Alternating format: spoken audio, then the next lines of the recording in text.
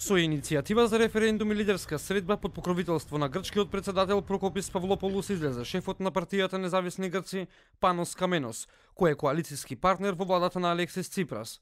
Ваквата изјава на министерот за одбрана Каменос се во спротивност со изјавата на министерот за надворешни работи Никос Кодзијас, кој пред тоа изјави дека за Грција е можно решение за името со географска одредница изборот Македонија. Каменос за време на примање на награда од Александрискиот технолошки образовен институт во Солун изјавил дека се чини дека се доближуваме до решение на името, но и дека неговата партија нема да прифати сложено име кое ќе го содржи терминот Македонија. Сакам да појаснам, не како министер за одбрана и член на владата, туку како председател на Независни Грци, дека ние нема никогаш да прифатиме да биде вклучен грчкиот термин Македонија во кое било решение, дури и да биде предложено со наш глас и согласност. Кое било такво решение, освен едногласна одлука од партиите, ќе треба да бидат резултат на народен референдум, каде што грчкиот народ ќе треба да одлучи.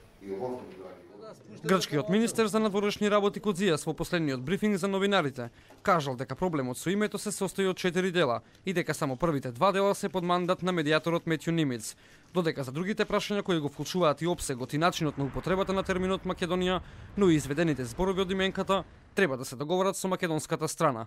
Поранешниот амбасадор во Грција Лјучо Арсовски претходно за телевизија 24 изјави дека овој став излегува од рамките на досегашните договори со Грција. Темата на разговор согласно она што е договарано и во времената согласност, односно претходно во резолуциите кои ни ја донесоа времената согласност е јасна.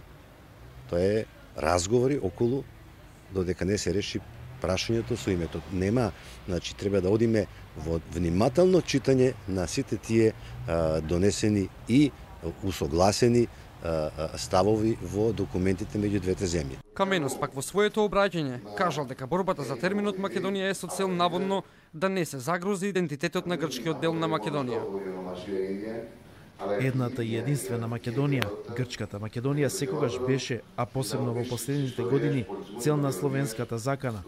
Целта не е само името, туку и територијалниот интегритет и најлошото словенизирање на историјата и културата на Македонија, односно на грчкиот народ.